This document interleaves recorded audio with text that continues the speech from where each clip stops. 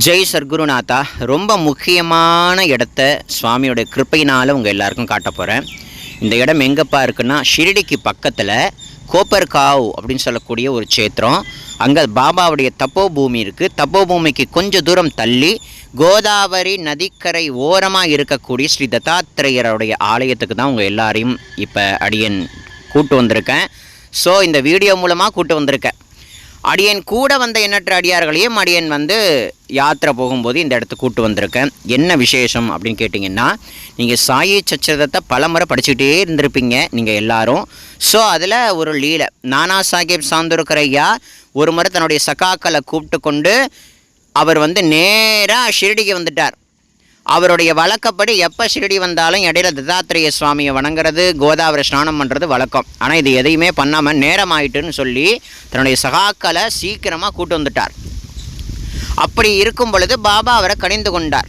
ஏன் நீ எங்கிருந்து எப்போ கிளம்புன, தத்தாத்திரேய சுவாமியை ஏன் வெளிப்படாமல் வந்த அப்படின்றதெல்லாம் பாபா குறுக்கு விசாரணை பண்ணி அவரை பழையபடி தத்தாத்திரேய சுவாமியை வழிபாடு செய்ய வச்சார் இல்லையா. அந்த தத்தாத்திரேயருடைய ஆலயத்துக்கு தான் அடியன் கூட்டு வந்திருக்கோம்.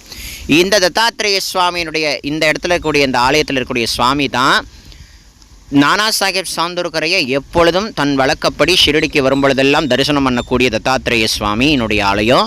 அது மட்டும் இல்லை, இந்த இடத்துல தான் கோதாவரி நதிக்கரை ஓரமாக இருக்கிறதுனால கோதாவரி நதியில் குளிக்கும் பொழுது அவருடைய காலில் சின்ன முள்ளு கூட குத்திட்டதாகவும் நம்ம படிச்சிருப்போம். அந்த லீலா நடந்த இடம் இது தாங்க. அது மட்டும் இல்லை, அமீர் சக்கர் தலால் அப்படின்னு சொல்லக்கூடிய ஒரு அடியவர் அவர் ஷிரடியில் இருந்து பார்த்தார். பாபா அவரை கண்டுக்கவே இல்லை.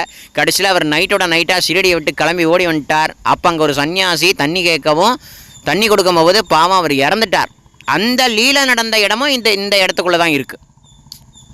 ஆகையினால் அடியன் கூட வந்த எண்ணற்ற அடியார்களை பக்தர்களை அடியன் இங்கே கூட்டு இந்த இடத்தினுடைய விஸ்தாரமான விசேஷங்களை கூறி அவர்களுடைய மனதில் இருக்கக்கூடிய, அதாவது அவங்க படித்தாங்க, அந்த படித்த இடத்த காட்டும் பொழுது அவர்களுடைய மனமானது நெகிழ்ந்து போயிட்டு. ஏன்னா சச்சரித்திரம் படித்த இடங்கள் எல்லா இடங்களுக்கும் போகிறதுன்றது பாபாவுடைய கிருபா கடாட்சம் இல்லாமல் போக முடியாது. அது ரொம்ப முக்கியமான விஷயம்.